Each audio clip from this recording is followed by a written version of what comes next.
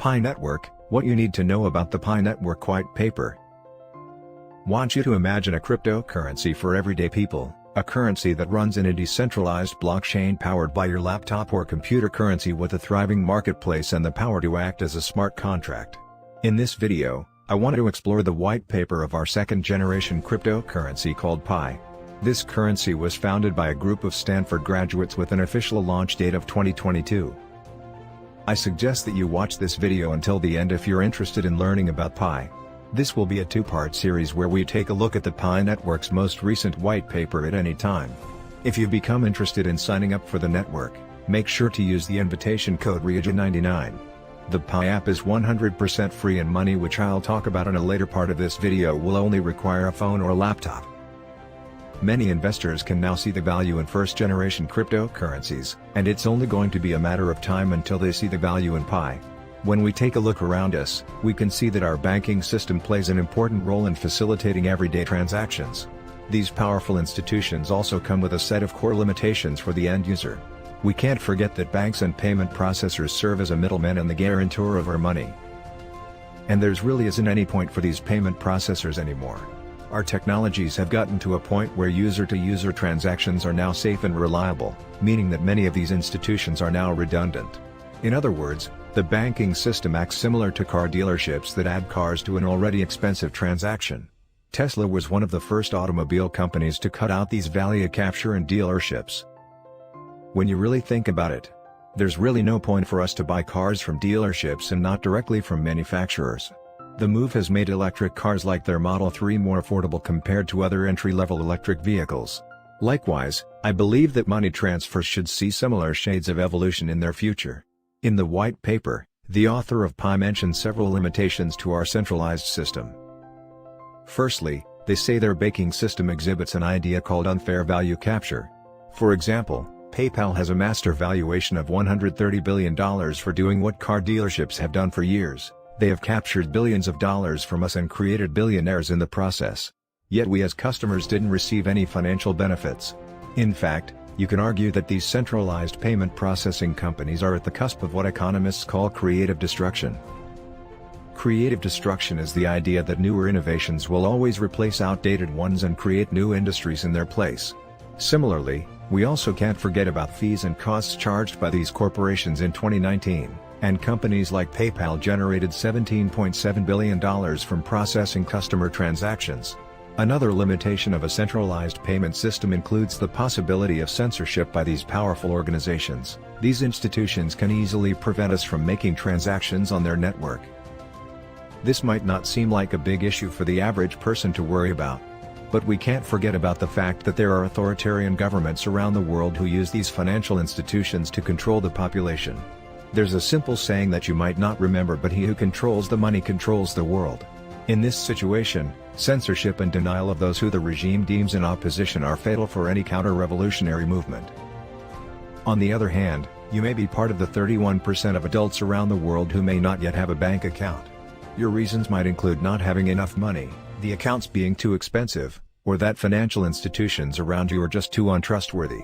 The last limitation mentioned by the authors is a limitation of privacy by those who are part of the global financial institution. Your information is at the mercy of institutions and your data could be disclosed on purpose or by accident by any of these companies.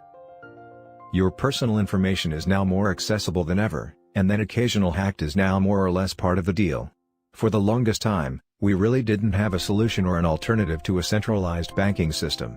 But all that changed back in 2009. An anonymous programmer or group launched the white paper Bitcoin, a peer-to-peer electronic cash system. This document provided us with a blueprint to what we call today a distributed ledger. The official document is fairly complex, but I want to break it down to you in simpler words. This distributed ledger or blockchain allows us to transact digital money without a middleman by leveraging the power of the community. You can think of our banking system as a series of letters or record all our transactions. These records are stored on pencil and paper by merchants and have since evolved into Excel sheets stored in private servers. You can say that blockchain and general Bitcoin technology reduce the need for a central record holder instead of an Excel worksheet accessible by only one person. Imagine a Google worksheet that anybody can access and rewrite. The information on this worksheet can only be changed after being confirmed by the majority. For example, Bitcoin kept the network security through something called proof of work. The network is secure because those who mine the most Bitcoin also decides on what is being written on the blockchain. What we have done here is simply a little mitigate the need for a centralized record holder or banks, or Google Worksheet or distributed ledger is run by the community. New transactions are written by the community. And the community is also tasked with keeping these pieces of information safe. Virtual money like Bitcoin operates on top of this distributed ledger. I do want to mention to you that not all digital assets are the same, some will be weak in some areas and strong others. This is going to help us think about the strength and weaknesses of a Pi in the later parts of this video. But right now, just remember that digital assets have unique properties and skill points similar to what you might see in an online MMO.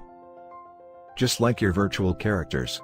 In these games, some currencies might be fast, scalable, but not secure, like Stellar, and other currencies might be secure, or non-scalable, like Bitcoin.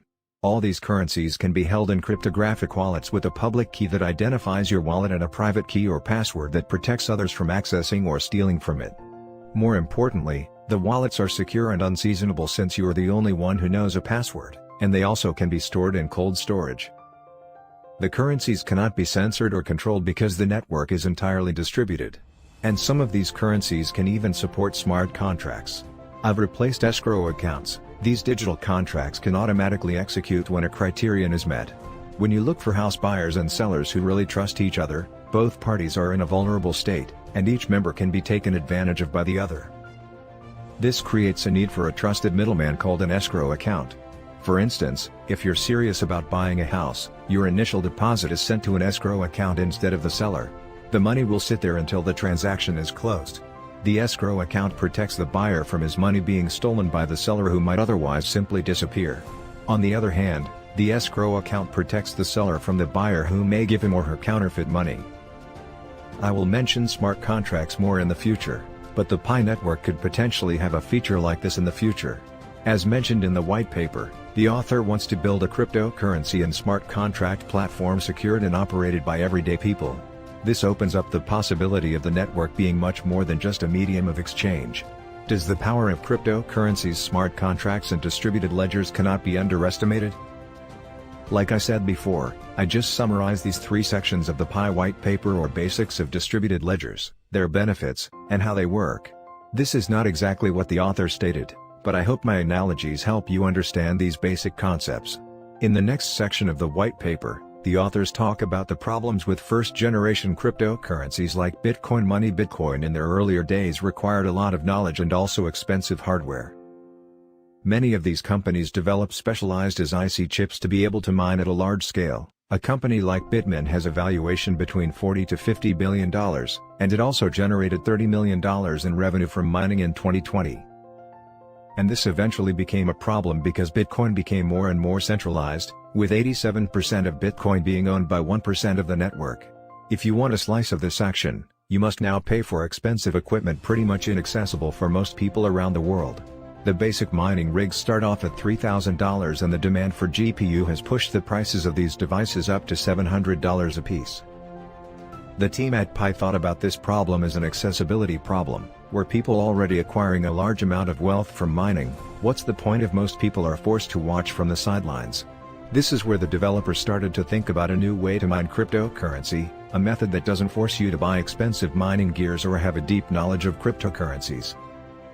The team Magpie saw these issues and wanted to create an accessible alternative for the average man.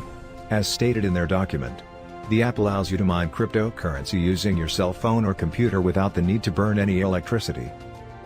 Unlike Bitcoin, which relies on energy burn, Pi uses the Stellar Consensus Protocol. The protocol was developed by a professor of computer science at Stanford.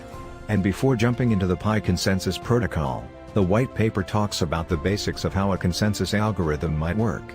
Blockchain technology works because instead of recording everything on a central server, we have a decentralized list of computers that come together in agreement to record new transactions. This network also faults tolerant because it can tolerate a number of faulty nodes or a number of rogue computers on the network. In Bitcoin, all these decentralized computers are battling each other to be the one who records the next transaction, or called proof of work. As you can imagine, this is extremely energy intensive and each node is fighting each other to be the next block.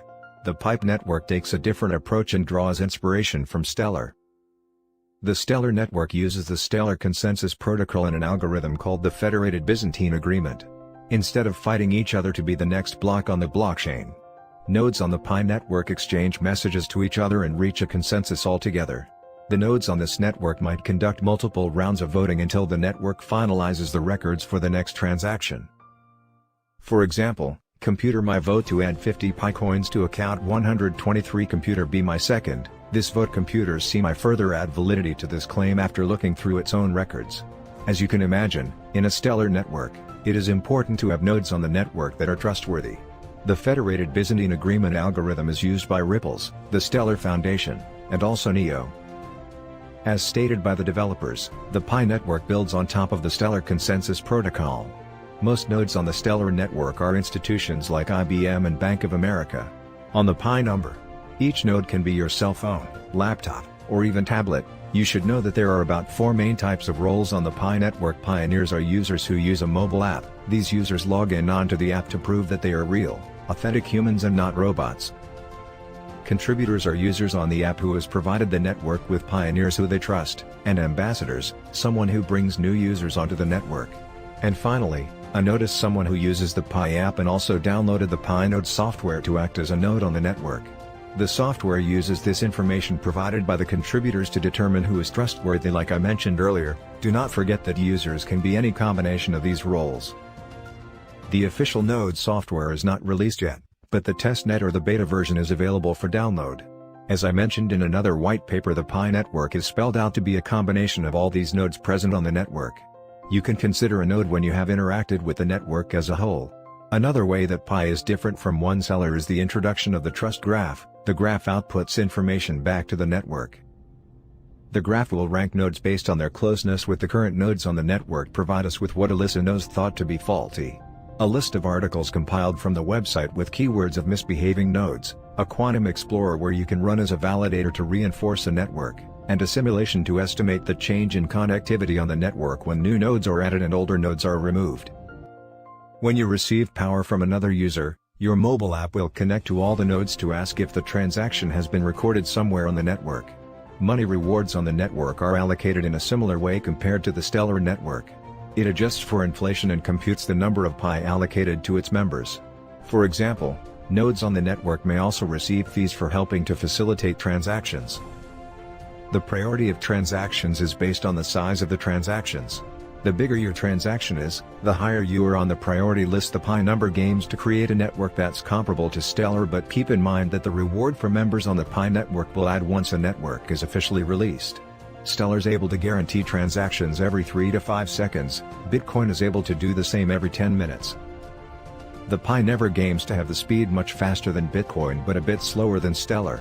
However, a problem with Pi is that it has a hard time dealing with multiple transactions at once, or the scalability problem. If we can characterize Pi as a video game character, we can see that it has great speed, great security, but a lack of scalability. One solution mentioned on the white paper is to use a blockchain distributed network, or IN.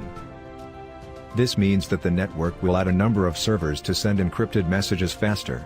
This does mean that the network is essentially centralized. But it does solve the scalability problem, and it allows many more people to conduct transactions at once. Basically, the white paper so far has explained the need for cryptocurrencies like Pi and some of its features and characteristics. I hope you guys enjoyed the first part of the Pi network white paper. I plan to dive into the Pi economic model, utility and also governance in my next video. Make sure to sign up for the Pi network using that invitation code REGIO99 if you haven't already.